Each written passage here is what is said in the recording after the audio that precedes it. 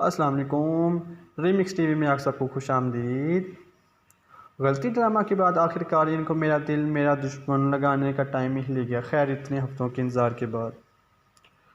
آپ نے ڈرامہ میں دیکھا کہ کس طرح شاہینہ کی دوست اس کو مشورہ دے کر جاتی تھی کہ تم اپنی نند کو طلاق دلوا لو کہ میں اس کی دوسری شادی کروں گی،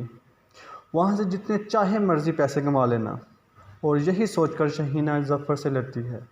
جس کے بعد ظفر مائرہ کو لے کر اپنے گھر پہنچ جاتا ہے کہ اب دوبارہ اس گھر میں قدم نہیں رکھوں گا۔ اب جب کہ مائرہ کی غیر موجودگی میں اس کی ماں کو پوچھنے والا کوئی بھی نہیں، وہ تو اس نے اپنی موجودگی میں ہی دیکھ لیا تھا کہ کس طرح اپنے بھائی کی منت کر رہی تھی کہ امی کی طبیعت ٹھیک نہیں، انہیں ہاسپٹل لے جاؤ، لیکن جاوید ٹس سے مس نہیں ہوا تھا، اور مائرہ کے جانے کے بعد اس کی ماں رات سے بھوکی، نہ دوا ملی اور نہ کھانا، اور صبح شاہینہ نے کھانا پوچھنے کی زحمت بھی نہیں کی، اور خود وہ بیڈ پر چوری ہو کر کھانا ٹوس رہی تھی۔ جب جاوید اسے آ کر کہتا ہے کہ شاہینہ تمہارے اندر کچھ شرم و لحاظ ہے، تم اتنے مزے سے بیٹھ کر کھانا کھا رہی ہو اور وہاں امی بیمار پڑی ہوئی ہیں، وہ بھی بھوکی، جس پر شاہینہ پلٹ کر جواب دیتی ہے کہ مجھے پتہ تھا کہ تم آؤ گے اور اپنی ماں کی خدمت کر لو گے، بلکہ مجھ سے زیادہ خدمت کر لو گے، جس پر جاوید کہتا ہے کہ شاہینہ اتنی ظالم نہ بنو اور خدا سے ڈرو۔ واہ کیا بات ہے، اپنی بیوی کو بول رہا ہے خدا سے ڈرو، حالانکہ خود تو اس نے اپنی ماں کو دیکھنے کی زحمت بھی نہیں کی۔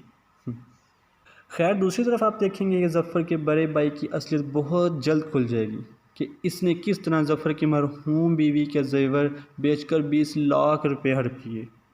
کہ جس دوست کا نام لگایا کہ اس نے کاروبار کے لیے دیے تھے، اور وہ اب وہی دوست بلیک میل کرنے پر پہنچ چکا ہے، جس پر یہ اپنی بیوی سے کہتے ہیں یہ تو بہت کم ظرف نکلا،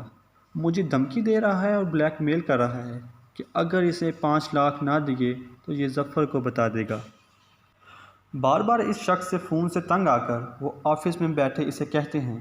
سمجھنے کی کوشش کرو، میں اتنی بڑی رقم کا انتظام نہیں کر سکتا، مجھے وقت دو، ظفر کو نہیں پتہ اس رقم کے بارے میں،